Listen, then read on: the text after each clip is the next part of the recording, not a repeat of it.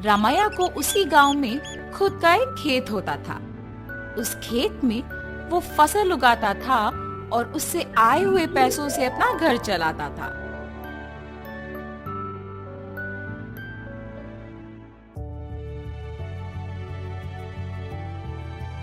हमेशा की तरह इस साल भी फसल तो मैंने उगा दिया।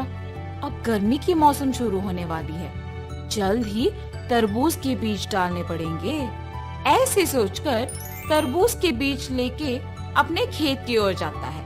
अरे रे, मैं तो भूल ही गया कि इस साल गांव में पानी नहीं है। मुझे अपने खेती के लिए पानी कहीं से भी लाना होगा, वरना इस साल मैं अपना घर नहीं चला पाऊंगा। ऐसे अपने आप में सोचते हुए दुखी होता है। इतने में उसके पड़ोसी खेत का मालिक विश्वनाथ रामैया को देख उसके पास आता है। अरे रामैया, इतना क्या सोच रहे हो कि मेरा आना भी देखा नहीं तुमने? विश्वनाथ, तुम्हें तो पता है कि मैं हर साल चावल की फसल के बाद तरबूज उगाता हूँ, मगर इस साल गांव में पानी ना होने के कारण मैं तरबूज नहीं उगा सकता हूँ। मैं अपना घर कैसे चलाऊंगा? क्या तुम पानी के बारे में इतना सोच रहे हो? उसमें क्या है? इस सारे गांव में सिर्फ मेरे ही खेत में तो मोटर है। मेरे मोटर का उपयोग करके तुम हमेशा की तरह अपने खेत में तरबूज उगाओ। मैं तुम्हारा एहसान कभी नहीं भूल सकता हूँ। ऐसे कहकर उसके खेत में मौजूद मोटर के सहायता से पानी का उपयोग करके तरबूज उगाता है। कुछ ही महीनों में उसके खेत में तरबूज अच्छे उगते देख बहुत खुश होता है। हर साल से ज्यादा तो इस साल तरबूज उगे हैं, इनको बेचूंगा तो बहुत सारे पैसे मिलेंगे। ऐसे सोचकर सारे तरबूजों को बेचने दुकान जाता है। वहाँ दुकानदार तरबूजों को लेके पैसे देता है। ये सब उसी दुकान के पास मौजूद विश्वनाथ देखता है। रामैया को तरबूज की फसल उगा के बहुत सारे पैसे मिले हैं। मेरे पानी देने के वजह से ही ये उसके लिए मुमकिन हुआ है, इसीलिए आए हुए पैसों में आधा हिस्सा मुझे मिलना चाहिए। इसके बारे में मुझे रामैया से पूछना होगा। रामैया, मेरे पानी देने के वजह से ही तो तुम इतने तरबूजों को उगा सके हो। हाँ, आपने सच ही कहा है। उस दिन आपने अगर पानी नहीं दिया होता तो आज मेरे हाथों में पैसे नहीं होते। अगर मैं तुम्हें पानी नहीं देता तो तुम्हारे पास आज पैसे नहीं होते ना। मतलब तुम्हारे हाथ में जो पैसे हैं उसमें आधा हिस्सा मुझे मिलना चाहिए ना। ठीक है जी, आपको सिर्फ इन पैसों में आधा हिस्सा चाहिए ना। लीजिए, आप ही की वजह से तो ये मेरे पास आए हैं। ऐसे खुशी से पैसे देता है।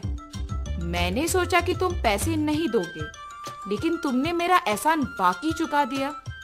मेरे पूछने पर बिना सोचे तुमने पैसे बस दे दिया। तुम अगर ऐसे ही रहोगे तो तुम्हारी अच्छाई ही तुम्हें नष्ट कर देगी। ऐसे कहकर पैसे लेके वहां से चले जाता है। अब मेरे पास कुछ ही पैसे बचे हैं, इनके साथ मुझे कोई व्यापार शुरू करना होगा, मगर कौन सा? ऐसे सोचते रहता है। इतने में ही बगल में उसे एक आदमी कटे हुए तरबूज एक बंडी पे बेचते हुए नजर आता है। प्यास लग रहा है, एक तरबूज का टुकड़ा खाऊंगा। उस तरबूज वाले के पास जाता है और पूछता है, बाबू, एक तरबूज का टुकड़ा मिलेगा?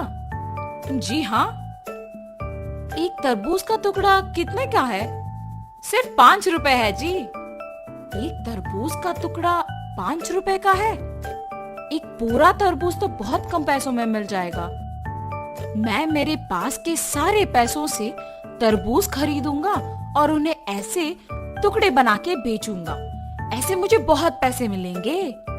तुरंत उसको पैसे देके उसके पास के सारे तरबूज लेके जाता है।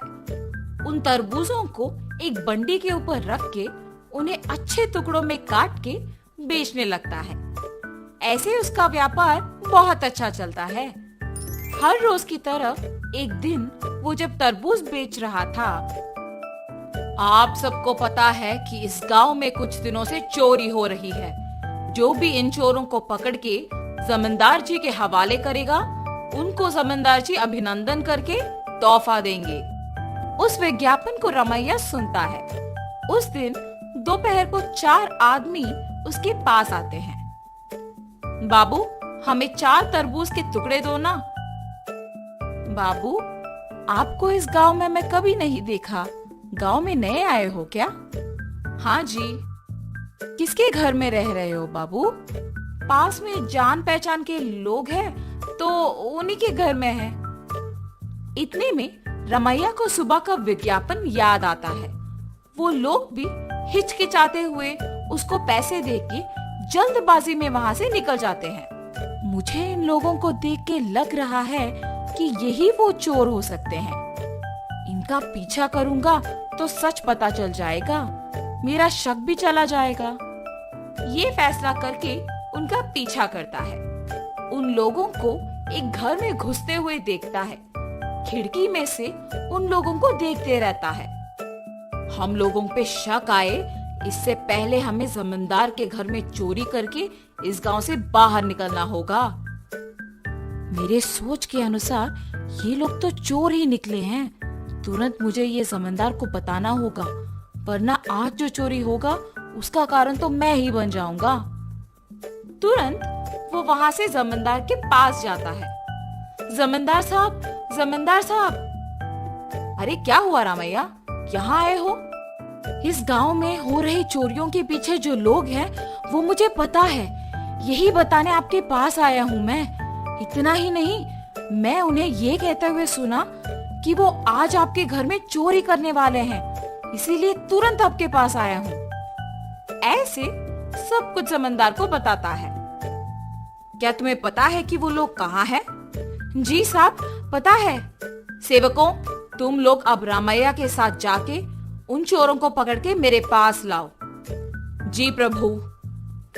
जमींदार के आज्ञा के अनुसार सेवक उन चोरों के घर जाके उनको पकड़ के जमींदार के पास लेके आते हैं। उन चोरों को पकड़ने के लिए गांव वालों के सामने रमैया का अभिनंदन किया जाता है और जमींदार उनके वचन के अनुसार उनके जायदाद में एक हिस्सा उसको देते हैं। तुम्हारे अच्छाई की वजह से ही तुम उनके जायदाद में एक हिस्सा पाए हो।